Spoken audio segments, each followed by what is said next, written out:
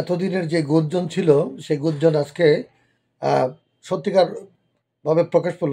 সমন্বয়ক সার্জিল আলম ঘোষণা দিলেন যে সমন্বয়কদের একটি রাজনৈতিক দল থাকা উচিত এবং আগামী নির্বাচনে আমরা মনে করতেছি যে সমন্বয়কদের গঠিত একটি রাজনৈতিক দল অংশগ্রহণ করবেন।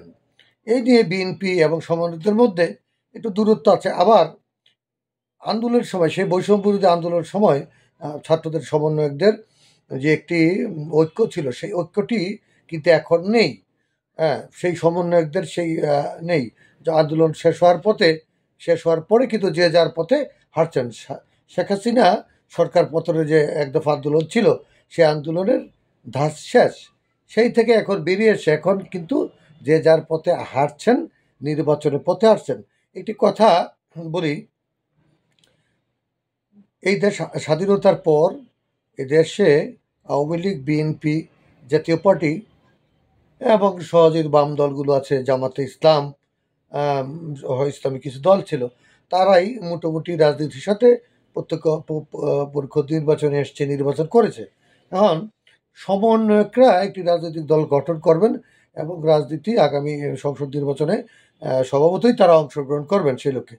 এখন কথা হচ্ছে, বুটের মাঠে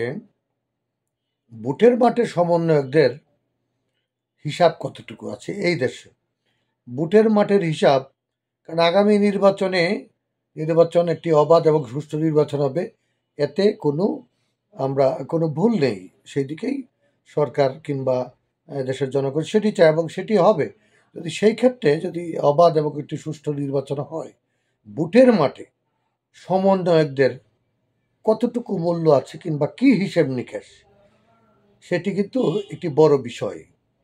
এখানে প্রতিষ্ঠিত নির্বাচন আসতে আসতে হয়তো আওয়ামী লীগও নির্বাচনে অংশগ্রহণ করবে। সেই ক্ষেত্রে তাদের কিন্তু কিছু সিট তাদের আছে, তারা সিট পাবে। হ্যাঁ, সেখানে আবার জামাত ইসলামেরও কিছু সিট আছে, জাতীয় পার্টিরও। আপনি যদি ছেড়েও দেন, জাতীয় পার্টিরও কিছু সিট আছে, একবারে নাই তা না।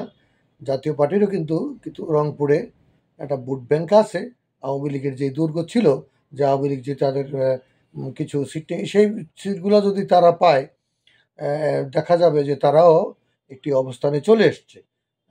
তারপরে আছে জামাতে ইসলাম আছে, বাম দলের কিছু সিট আছে। তারপরে বা নির্বাচনের সময় একটি জোটের ব্যাপার হইতে পারে, যেমন আওয়ামী লীগ, বিএনপি, জামায়াত বিভিন্ন সময় জোটে নির্বাচন করেছে।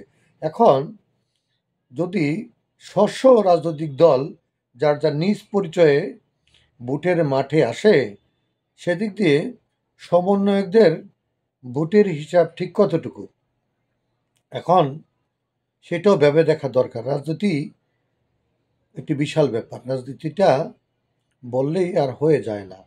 একটি রাজনৈতিক দলের একটি এই দেশের জন্য যে অবদান, শহীদ প্রেসিডেন্ট জিয়াউর রহমানের যে অবদান এই দেশের জন্য, এই জাতি এবং দেশের জন্য, এবং তারা দীর্ঘ সময় স্বাধীনতার পরে দীর্ঘ সময় তারা একটি দেশের চালিয়েছেন, এই বাংলাদেশের সরকারের নেতৃত্বে ছিলেন।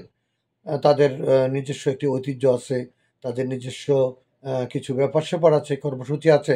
যেমন একটি খারাপ দিকও আছে, তেমন কিন্তু ভালো দিকও আছে। একটি দলের সবগুলো দিকই আছে। তারপরে গত 15 বছর তারা বিএনপি কিন্তু বেশ নির্যাতিতই বলা যায়। তাদের নেতা কর্মীরা বাড়িঘর ছাড়া, হ্যাঁ, প্রায় লক্ষ লক্ষ আসামি আর লক্ষ লক্ষ মামলা নিয়ে বিএনপি বলা যায় বাড়িঘর ছাড়া, দেশ ছাড়াই ছিলেন। খালেদা জিয়া 15 বছর পরে সেদিন গত পরশুদিন সশস্ত্র বাহিনী দিবসে তিনি যে এসলেন, তারকে যে সম্বর্ধনা দেওয়া হলো, সেটি থেকে অনেক কিছু প্রমাণ করে যে বিএনপি এবং খালেদা জিয়াই তাকে যে সম্মান দেওয়া হলো এই সশস্ত্র বাহিনীতে, এতে বোঝা যাচ্ছে তার একটি গ্রহণযোগ্যতা সেনাবাহিনীর মধ্যে, যেহেতু ওনার স্বামীও একজন সেনা কর্মকর্তা ছিলেন এবং এই দেশের মুক্তিযুদ্ধের সেক্টর কমান্ডার ছিলেন, একজন স্বাধীনতার ঘোষক। এই যে ঐতিহ্যগুলো বিএনপি বহন করে, কিংবা আওয়ামী লীগেরও ঐতিহ্য আছে, তারাও দেশ শাসন করে গেছে।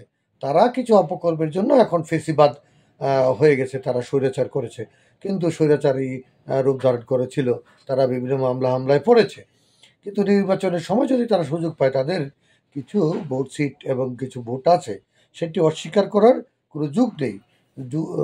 সেই ক্ষেত্রে সমন্বয়কদের হিসাব নিকাশ মাঠে কি আছে, এই বিষয়টি আসলেও, কিংবা জনগণ কতটুকু তাদেরকে নিবে, ভোটের মাঠের হিসাব আর রাজনীতির হিসাব এক না।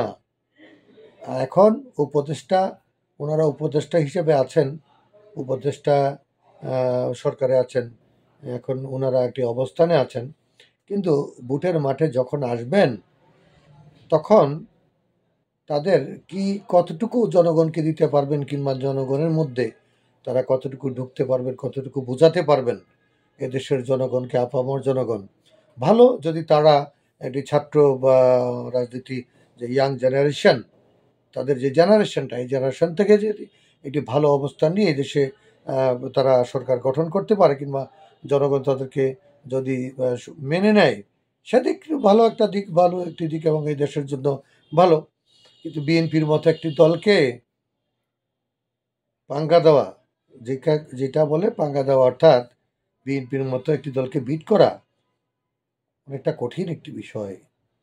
এছাড়া জামাতে ইসলাম আছে, জাতীয় পার্টি আছে, এই দলগুলোকে বিট করা একটা বিষয়। ভোটের মাঠের হিসাব, রাজনীতির হিসাব ভিন্ন। মুখে বলা যায় অনেক কিছু, কাজে অনেক কঠিন। যাই হোক, তারপরেও সমন্বয়ক যে বৈষম্য ছাত্র আন্দোলন করেছেন, তাদের প্রতি শ্রদ্ধা রেখেই বলছি, আমাদের যে এখনো উপদেষ্টা সমন্বয়করা আছেন, ভোটের মাঠের হিসাব আলাদা। আসুক একটি সুন্দর রাজনৈতিক দলে দেশে একটি তৃতীয় পক্ষ যদি তৈরি হয়, দেশের জাতির জন্য ভালো। জনগণ যদি ভোট দেয়, তারা ক্ষমতায় আসবে, সেটি নিয়ে চিন্তার কিছু নেই। দেশ জাতির জন্য সেটি ভালো। অথবা একটা যদি শক্তিশালী বিরোধী দল গঠন হয়, সেক্ষেত্রে আমরা মনে করি এই দেশ এবং জাতির জন্য উপকারী হবে। তো শুভকামনা রইল। দেখি আগামী নির্বাচন কি হয়, এবং সেই পর্যন্ত আমরা অপেক্ষা করব, দেখতে থাকি। রাজনীতির মাঠ তো ক্ষণে ক্ষণে পাল্টায়, তারপরে দেখতে থাকি। ভালো থাকবেন, আবারও কোনো বিষয় নিয়ে দেখা হবে। আল্লাহ হাফেজ।